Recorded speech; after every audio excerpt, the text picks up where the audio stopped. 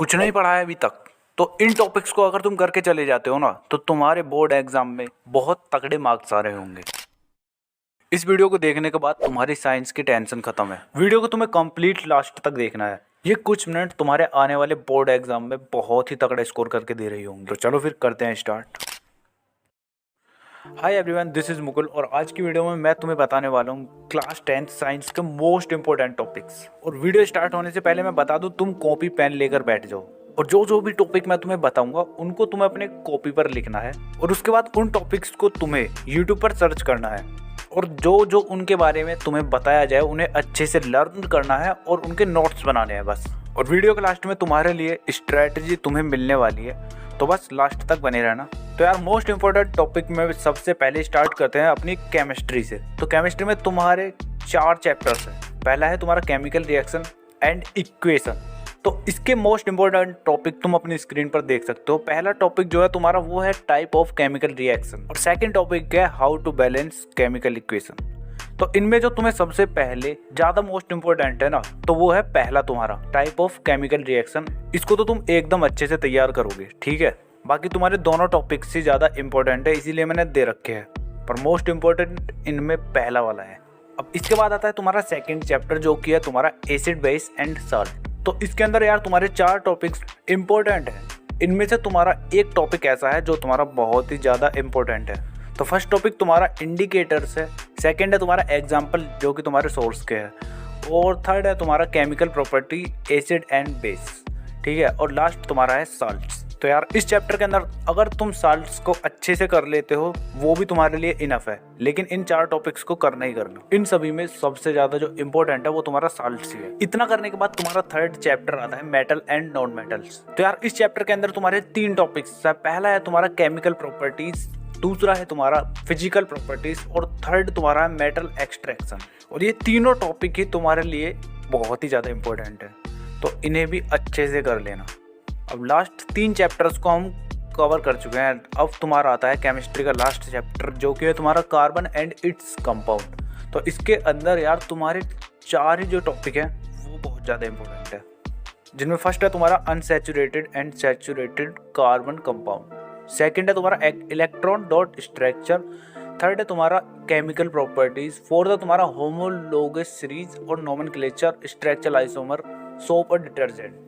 ये टॉपिक्स तुम्हें अच्छे से तैयार करने हैं। तो बेसिकली यार इस चैप्टर के अंदर फिर थोड़ा बहुत ही कुछ बचता है, तो यार ये चैप्टर तुम्हारा पूरा ही कंप्लीट इंपॉर्टेंट है। तो इन 4 चैप्टर्स के साथ तुम्हारी केमिस्ट्री फिनिश हो चुकी है।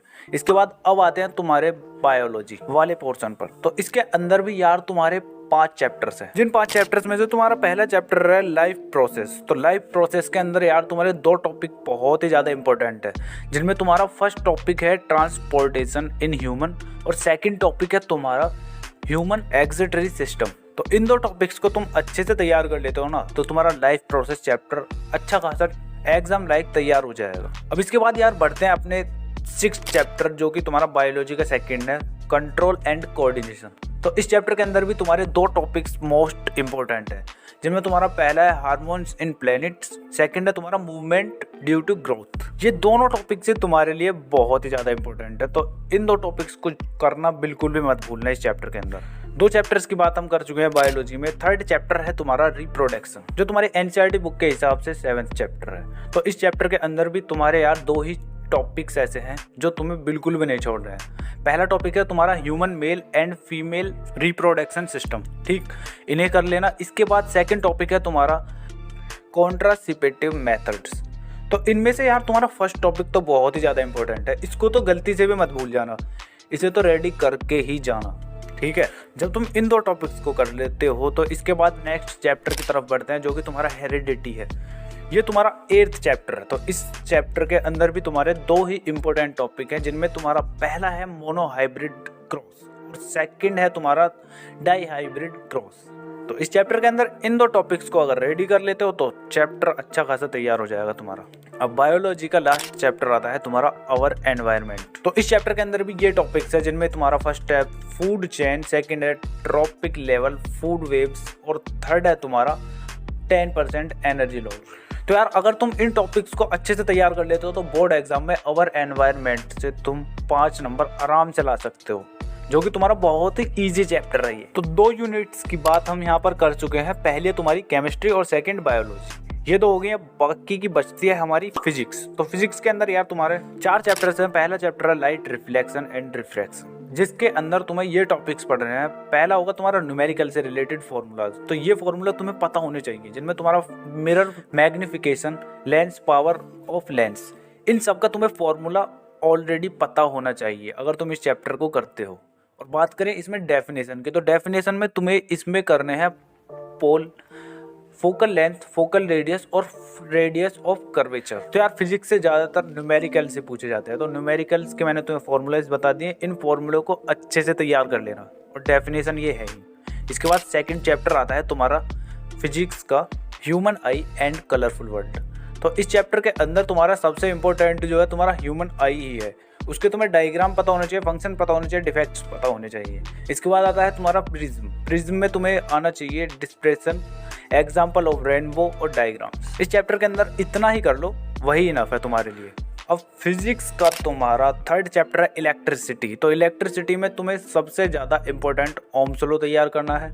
उसके बाद फैक्टर इफेक्टिंग रेजिस्टेंस, और तुम्हारा उसके बाद सीरीज और पैरेलल कॉम्बिनेशन, पावर और हीटिंग इफेक्ट। ये टॉपिक्स तुम्हें अच्छे से रेडी करके जाने हैं। पावर और हीटिंग के छोटे छोटे से फॉर्मूले हैं, अगर तुम उन्हें अच्छे से तैयार कर लेते हो तो उसके बाद न्यूमेरिकल आराम से बना लोगे। छोटे छोटे न्यूमेरिकल से आते हैं। अब बात करते हैं लास्ट चैप्टर, जो कि तुम्हारा है magnetic effect of electric current. तो इस चैप्टर के अंदर यार तुम्हारे 4 टॉपिक्स हैं, जिनमें तुम्हारा फर्स्ट टॉपिक है magnetic field due to straight conductor.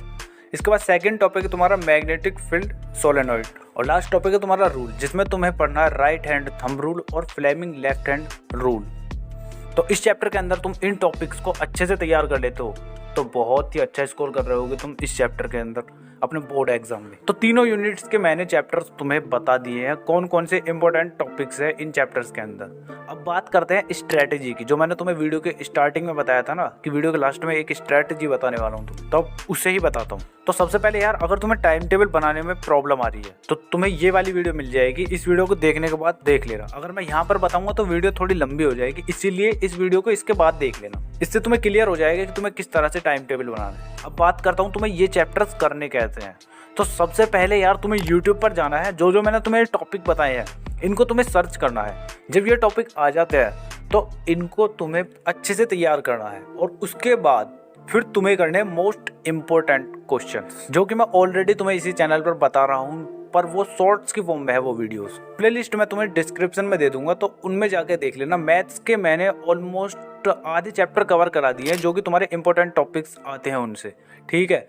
और chemical reaction and equation science का एक चैप्टर बता दिया है, और आज शायद उसकी वीडियो डल जाएगी, दूसरा चैप्टर, जो कि तुम्हारा है एसिड बेस एंड सॉल्ट। तो डेली एक एक वीडियो ऐसे ही मिलती जाएगी तुम्हें। साइंस कंप्लीट होने के बाद सोशल साइंस, और फिर उसके बाद इंग्लिश, हिंदी, इस तरह से तुम्हें सभी चैप्टर्स के मोस्ट इंपॉर्टेंट क्वेश्चन अपने बोर्ड एग्जाम से पहले मिल जाएंगे। और उन क्वेश्चंस को देखने से पहले तुम्हें एक बात बता दूं कि वो मोस्ट इंपॉर्टेंट क्वेश्चन तुम्हारे प्रीवियस ईयर क्वेश्चंस को देखते हुए बनाए गए हैं, कि किस तरह से तुम्हारा पैटर्न बनता है उन क्वेश्चंस का। उसी तरह से बस न्यूमेरिकल वैल्यू चेंज करके वो क्वेश्चंस बना दिए गए हैं, जो कि मैंने खुद ही बनाए हैं देख के, रिसर्च करके। तो बस स्ट्रैटेजी यही थी कि तुम्हें ये 2 काम कर रहे हैं, जिनमें तुम्हारा फर्स्ट होगा यूट्यूब पर तुम्हें इन टॉपिक्स को सर्च करना है और अच्छे से पढ़ना है। उसके बाद तुम्हें मोस्ट इंपॉर्टेंट क्वेश्चंस लगाने। बाकी का मैथ्स के लिए और सोशल साइंस के लिए ऐसी वीडियो तुम्हें जल्दी मिलेगी, तो चैनल पर बने रहना। और कोई स्टडी से रिलेटेड प्रॉब्लम हो तो कमेंट करना, और तुम्हारे प्रॉब्लम का सॉल्यूशन से रिलेटेड ये वीडियो तुम्हें अपनी स्क्रीन पर शो हो रही होंगी, तो इन वीडियोज़ को भी जाके देख लेना। और लास्ट रिक्वेस्ट, इस वीडियो को अपने स्कूल ग्रुप, ट्यूशन ग्रुप में अभी शेयर कर दो, जिससे कि और भी बच्चों का फायदा हो। तो बाकी का मिलते हैं चलो नेक्स्ट वीडियो में, तब तक के लिए कीप स्टडिंग, कीप स्माइलिंग।